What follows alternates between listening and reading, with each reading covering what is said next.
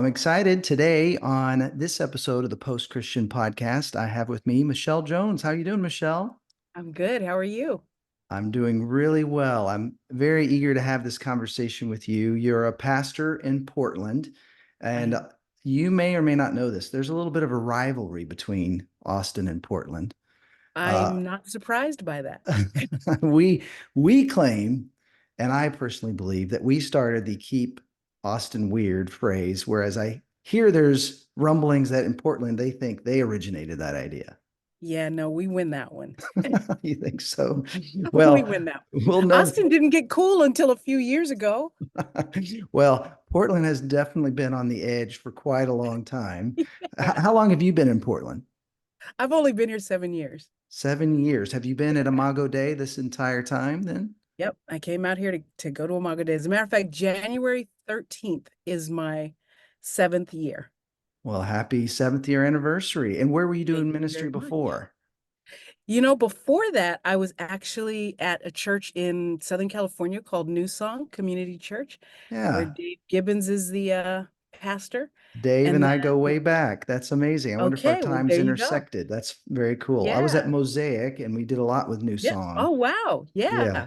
Well, no wonder you went from Mosaic to Austin, Texas. You're like cool. You're like OG cool. We moved to Austin. I mean, it was certainly up in coming city for sure, but it does feel like Yeah. we got here right before everybody else started coming. Exactly. That's how it always happens. That's right. So I think that if I knew how to be ahead of a curve, I'd get there, buy a house, and then wait till it got cool and then leave. That's right. Well, it's really cool. That's we overlap a little bit. Let's talk about ministry in Portland because I feel like there is a lot we can learn. Those of us who are listening in areas that are becoming more Yeah. post-Christian or have been post-Christian for a while. How have you seen ministry in Portland differ from Southern California or other places you've been? I might be the only person who actually believes this, but when I got to Portland, the first thing I noticed about Portland, even before I moved here, was that Portland's greatest strength is also its greatest weakness. It's different from other places in that it is nice and weird, which is Mhm. fine by me. But its greatest strength and its greatest weakness is that it is open to everything, Hmm. like everything. Now, the downside of that, of course, is that it's open to everything. But the upside to that is that the gospel is kind of like, it's doable here. Yeah. It is, Yeah. it is entertainable here Interesting. in ways that it is not in other places. Now, I might be the only person who believes that or feels that way, but I have found not so much that it's easier here, but that it is um it is different in that it keeps us accountable as Hmm. pastors. Hmm. You know, you Yeah. because the BS meter here it's way up here. So there's no you can't fake the gospel here. You can't fake Hmm. Jesus here. You can't fake and say, "Oh, well, I love Jesus," and then walk past a homeless person. They will call you out. Right. So it is one of my favorite things about this place that sets it apart, I think, from a lot of other places. Well, it's true when you have people who do not have that kind of cultural Christianity or they don't pretend to be Christians, there is something intriguing about the message of Jesus when we can share it Yeah. in its truly countercultural way. Yeah. And it sounds like that is part of what you enjoy there. Now, you mentioned the homeless population in cities like Austin and Portland. We And tend Los to have, Angeles. yeah, in Los Angeles, some of And these places we've lived. yeah. They tend to be more progressive cities, which tend to have laws that make it a little more lenient, perhaps, on those without a home. But how have you seen ministry change, adjust since the pandemic? Because Portland went through some really And difficult drop back in. days. How have you seen ministry get harder or get easier? Hmm. It's gotten easier with the people who are outside of church, for me Mm, anyway. Because it is black and white. Do you love me? Can you see me? Can I trust you? Those are simple but basic questions that matter to people. Inside the church, I think we went through this panic of two things. We went through a panic of, oh my gosh, what is this about? What is happening to us? And then I think people kind of had to get to a place where they were, what is church? What's it for? Why are we here? Why does it matter? Why do I need to show up on Sunday? Why can't I just watch it online? mm, And this is much more convenient. And we had to come to grips with, what is church and why are we here? And why mm, does it matter? mm. And so for a season, I think that has lasted all the way until, I would say, recently. I think people are starting to kind of come back because they realize, yeah, this is necessary. And yeah, I do need to do this. And I Mm, need to show up, and showing up actually matters. mm. And, church is not Costco where I just kind of get to go and get whatever it is that I need conveniently, or, church is not 7-Eleven anymore, Yeah. and I have to be honest about that. So I think it's gotten harder inside the church because we've had to come to grips with the fact that church is not there for us as consumers. Mm, It's there for reasons other than that. Outside of the church, it's, are you or are you not? Just yeah. like Jesus always got it down to two things: is you is or is you ain't. Mine. Yeah. So Yeah. if you is, feed the poor, feed the hungry, take care of the poor, see the prisoner, all those things. If you Yeah. ain't, then I'm not worried about it. Well, and that's where discipleship, as the discipleship pastor there, a lot of times when people hear the word discipleship, they're thinking about loving God, but they're not necessarily thinking about loving people, which is actually Mhm. part of discipleship too. Like, really, discipleship is becoming more like Jesus. What are some of the things that you guys are doing at Imago Dei that's helping people love God more, love others more, love their neighbor more? What are some signs of God at work among you right Yeah. now? I think we're learning that loving God actually means loving others. That's The good. two are not, they cannot exist apart from one another. You show me a person who says they love God and they don't love people, then I can tell you that they don't love God. Because we always think in terms of growth, that those two things can be separate, and they can't be. And what we're finding, and I think the thing that I love about Imago Dei, and I lay this at the feet of our founding pastor, Rick McKinley, is it's that you cannot do one without the other. Yeah. That it is a matter of how you love the people that are in your midst, the people who are there, not just the people who are inside those walls, but the people that you invite inside those walls, the people who invite you to come outside of those walls. And Eugene Peterson said that, the gospel is local wisdom locally applied. Mm, And I think he's right. And I mm, think it is, what we are supposed to be here at Imago. Rick would always say, we want to be the kind of church that if this church folded tomorrow, that the city would miss us. yeah.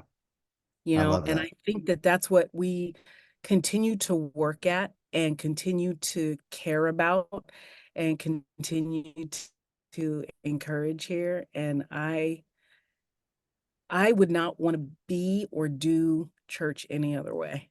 Yeah. So I think That's great. that's and to be able to say to our people things like, discomfort, it comes with the territory. Yeah. It just does.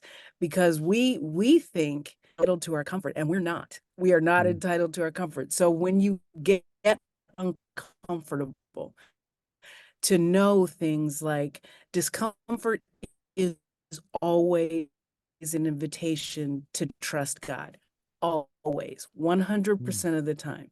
And if in the kingdom, as I like to say, then discomfort comes with it. Discomfort comes along with it. And so our people are getting used to being uncomfortable. And we call it Mm. out. We name it. We just go, Yeah. yeah, that thing right there that made you uncomfortable. Good. Yeah. Let's let's see what we can do with that. Lean into that. That's right. Yeah. Well, Rick is someone I've known for years. We've had him on this podcast. He recently stepped aside. You've got a new Yeah. senior pastor. There are lots of churches either considering a succession plan or going through it now, will go through it in the future. What are some ways you feel Imago Dei handled that well? Like, what are some good things we can learn from how you guys did that? I think it was I think one of the things that we did particularly well was, we invited a group of people into the process, not, okay, hey, we're going to do this thing, and you just kind of like throw it out there and let everybody kind of like have a say. But we took people who are trusted in the community, and not just the elders, but people who are trusted in the community, and sorted them into groups. So we had a group of trusted people who were tasked with the responsibility of prayer.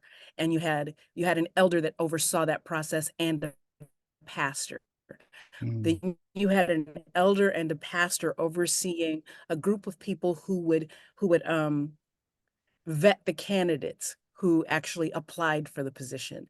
mm, And so you had those people. You had a group of people who were tasked with the responsibility of celebrating Rick, and also taking the time to actually pay attention to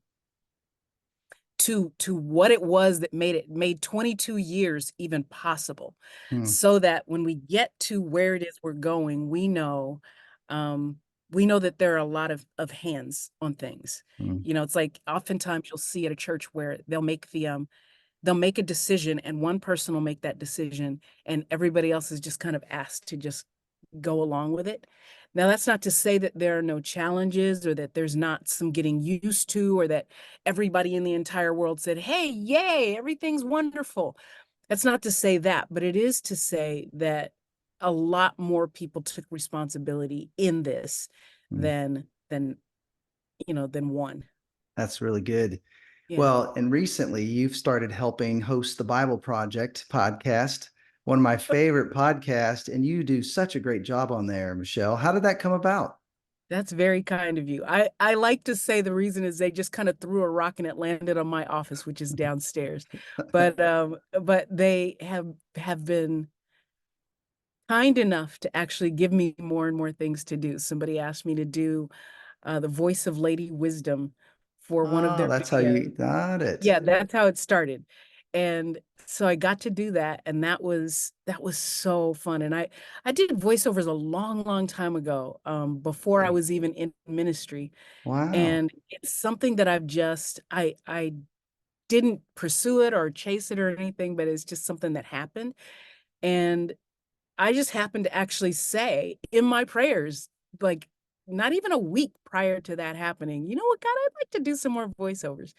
And this opportunity came up, and I went upstairs to their offices and just did it. And then it went from there to a short-lived podcast that they had, and I did the Bible reading for that. Oh, that was you. I listened to that all last Reflections. year. Yes. Oh yeah, okay, yeah, that was me. But I just did the Bible stuff. I didn't do the Yes. actual voiceover stuff. And then I got to do the anointed video, Very and that cool. was one of the few where they actually had like another voiceover do it, as opposed to Tim and John.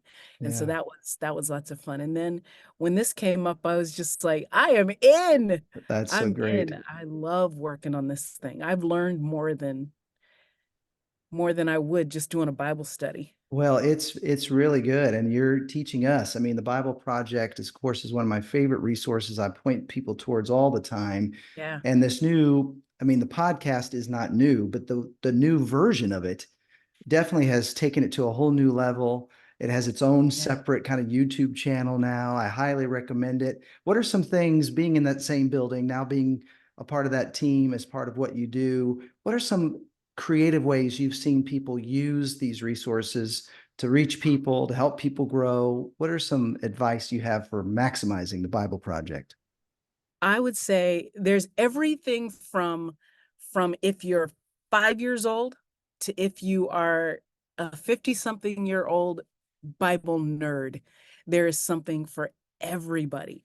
And so we, for example, we've got a group of people going through the book of John, and John Collins actually helped sort that book out into 10 weeks worth of chapters and combining it with Bible Project videos and Bible Mm, Project resources. There's so much stuff.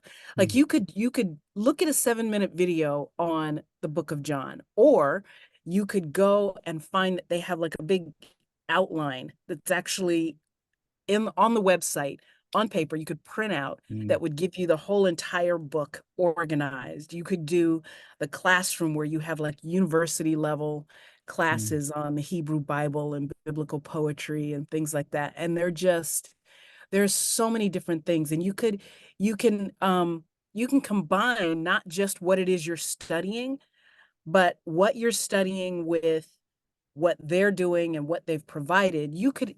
It could be as turnkey as there's a church in Hawaii that John is working with, and they're developing um, like just all of these like PowerPoint and videos, stuff so that a family could actually go and sit in front of a TV and just go through classes week by week by week by week.